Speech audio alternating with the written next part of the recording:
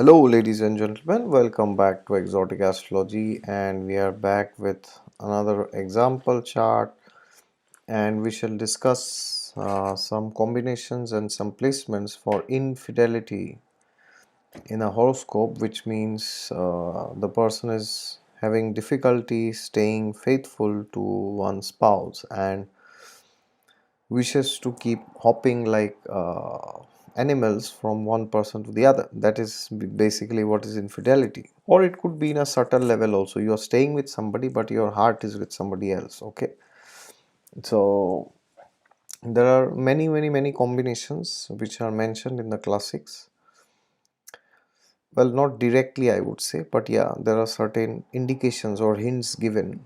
And this is the chart which you see in front of you is example of such a person who is plagued with this habit of infidelity. And today we shall try to see some of these combinations. And as usual, I say disclaimer, these combinations can be there in your chart, but it's not necessary that you are cheating on your spouse, or it could happen that these combinations are not there in somebody and there's some other combination. There are hundreds and thousands of combinations which are there because of which that person is cheating. Okay, so don't think that this is just an example. Okay, example will have certain combinations, will not have certain combinations.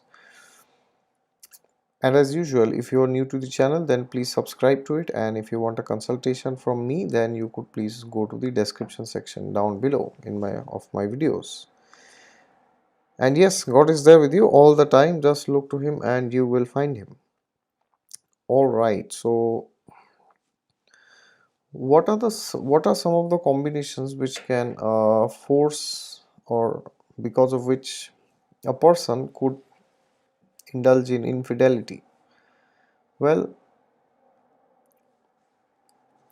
infidelity is basically a desire which is outside the codes of sanction from the scriptures. So essentially it is linked with Rahu. Basically Rahu is the karaka for infidelity, cheating.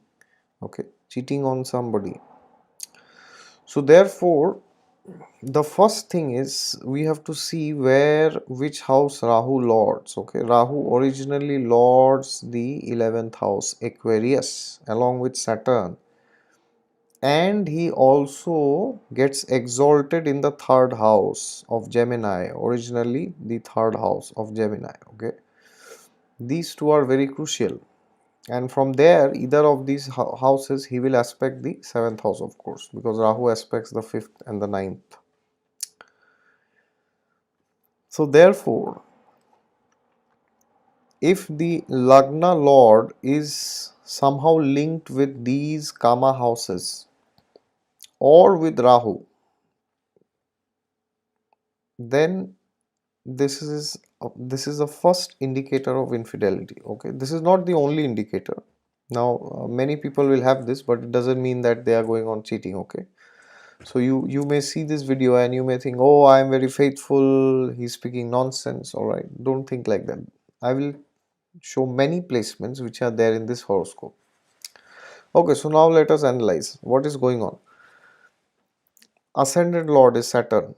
He is again in the 11th house.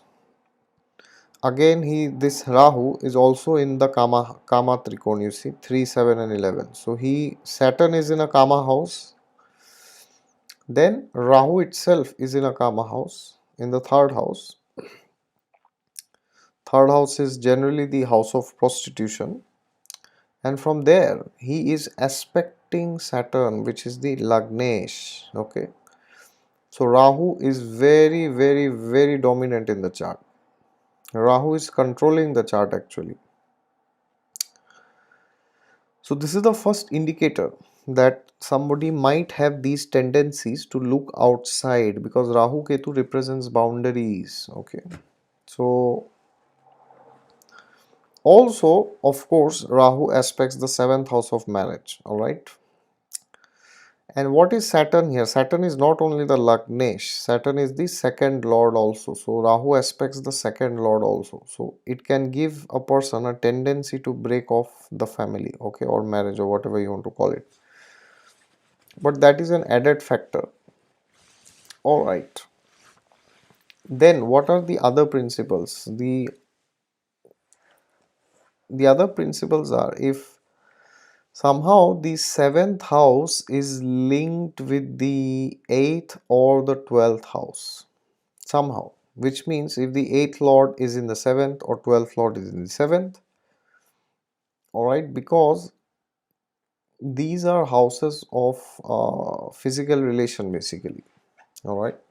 12th house is bed pleasures and 8th house is the core house of sexuality. 7th house is actually not the house of sexuality. People misunderstand the 7th house. 7th house is the house of union basically. When you get married to a person, you sign a contract, right? That we will stay together with each other for the rest of our lives. That is the 7th house, in sanction with the scriptures and the society, of course. That is what is the 7th house. So when this 7th lord is indulging somehow, or sorry, not indulging, is associating with the 8th house or the 8th lord somehow in some way or the other, then infidelity can happen. All right. But again, the first step is you check the Lagnesh. Okay, if Lagnesh is in a Kama house and somehow linked with Rahu, conjunct or aspected by. So we saw the first condition had been fulfilled. Okay, Lagnesh was in a Kama house and linked with Rahu. So two conditions. Now the third condition, the eighth lord Sun is not in the seventh. 12th lord Jupiter is aspecting the seventh, but that's still good, not a very big problem. But the lord of the seventh is in the 12th. This is a very crucial placement because 12th house deals with the things that you do not show to the world, okay, which you do it in secrecy basically. So therefore this 12th house is linked to the 7th house. And also I have seen Uranus and Neptune. I have seen this time and again and again and again. They are always involved in infidelity. Because Uranus, they say, breaks of things, okay, wherever Uranus is sitting. So when Uranus associates with the 7th house or the 7th lord, there could be a tendency to break off the marriage and go to somebody else. And then Neptune is the Karaka for illusion. So this 7th lord in 12th, perfect illusion, romance, and sexuality, perfect. It's like made for each other. Okay, but that is not all. There are many other combinations which are also present in this chart. Well, now the fifth house is very important. The fifth house is the house of charm, attraction, beauty, intelligence. So if a person has a very prominent fifth house along with these combinations, then in my knowledge I have seen it is 100% assured that there is infidelity in the chart. But the fifth house alone doesn't function. The fifth house has to be linked somehow with either of the 8th or the 12th, either of these houses. Otherwise, infidelity doesn't come. So, for example, if the 10th lord or the 9th lord or the Lagnesh is in the 5th, that's a great placement to have for maintaining married life. But if the lords of the 8th or the 12th is somehow associated, then it totally corrupts the 5th house. And now you see what is happening here. You have the 8th lord, which is Sun, is sitting in the 5th house with the 5th lord Venus. Okay. So again, that tendency is becoming more and more strong. The tendency to flirt with somebody, to connect with somebody, to impress somebody, to prove that there is no better person than you in this world. Okay, to try to prove somebody that you will have the best time of your life if you are with me. That is how the fifth house gets corrupted.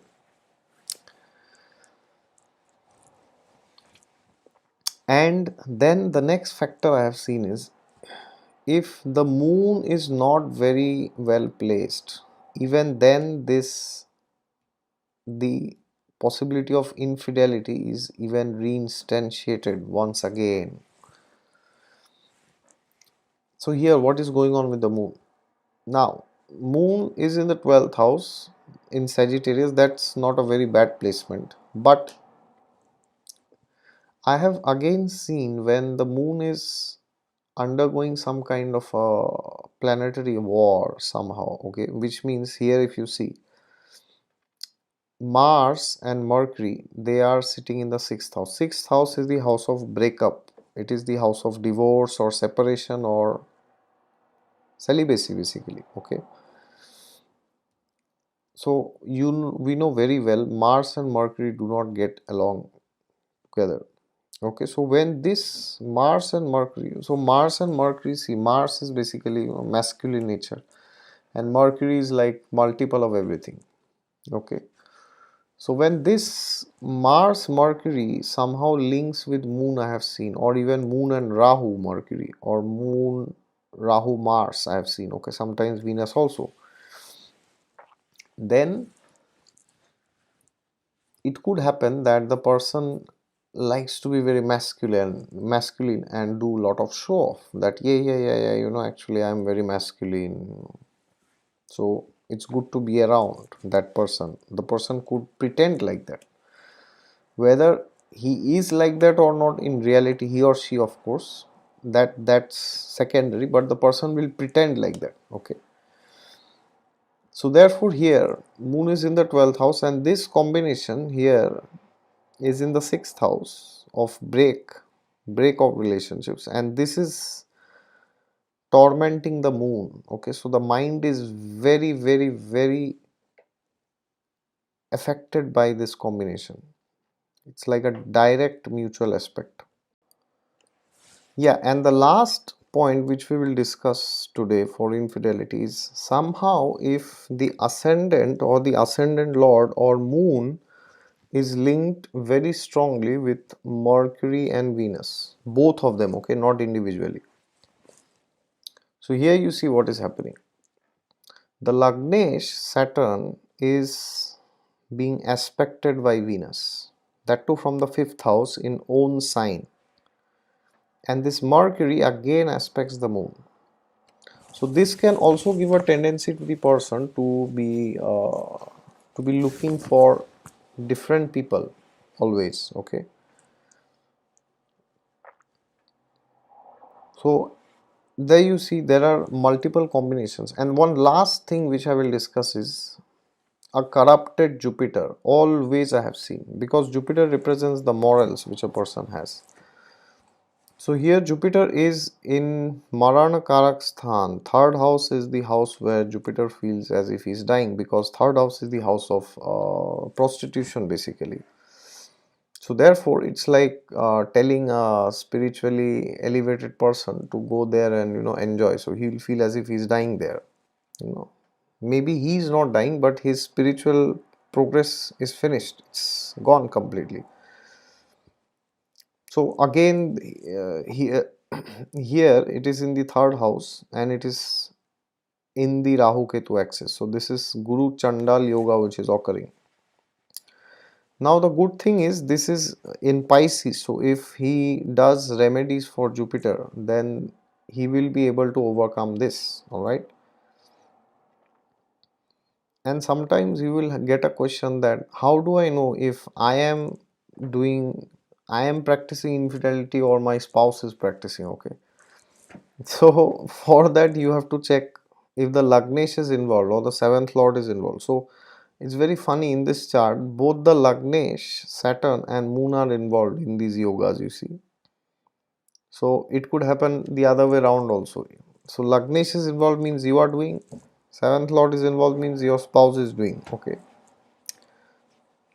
so it's a very tricky situation to identify who is actually the culprit. Okay, so there you go, that is it from my side, and these are the combinations which, if you see in a chart systematically, if you analyze, then Now, of course, if somebody comes to you and says that, oh, I have this chart of prospective spouse, so then should I go ahead with this person or not? Okay, so in that case, if you see all these combinations, then you also have to check the overall horoscope properly. Okay, you have to check the trinal lords especially.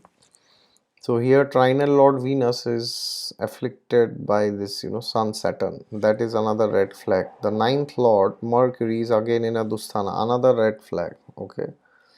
Saturn Lagnesh aspected by the eighth lord, another red flag. So if imagine if these three were well placed, then what would happen, that it would have happened that this infidelity tendencies would be there, but the person would somehow not indulge in it. Okay, but now because the trinal lords, the lagna lord, fifth lord and ninth lord are corrupt, including this Jupiter, therefore the person will himself indulge in it.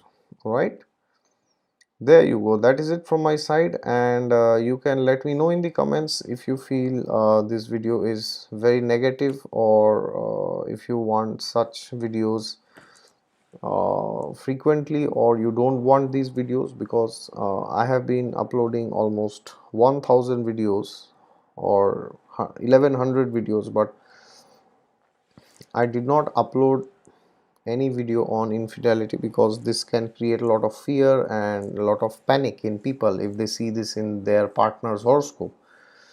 Okay, so please, if you see these combinations in your partner's horoscope, do not go and interrogate them. Okay, that you have to judge from your personal experience if you have doubt. Okay, so don't use this video as a gun to shoot somebody. Oh, you are having affair with somebody, I know you are always like this. All right, so please don't do that. And also, if there are some of these combinations, as there are many more, which you can also write in the comments if you have seen some people who have indulged, then so there are many more, so which I have not mentioned in this video. Okay, so you have to judge the entire horoscope, and you also have to check the Navamsha. So I will not speak on the Navamsha this time, but I will leave it for you guys to comment on the Navamsha. What do you think? Does the Navamsha say that this person can indulge in infidelity, or do you think the Navamsha does not say that? Okay, so I would love to hear it from you, your interpretation of the Navamsha, and how would you reconcile this infidelity which you have seen in the D1 chart. All right, thank you very much. And if you want a consultation from me, you can go to the website down in the description section. And if you're new to the channel, then please subscribe to it. And God is there with you all the time. Just look to Him and you will find Him. Thank you very much.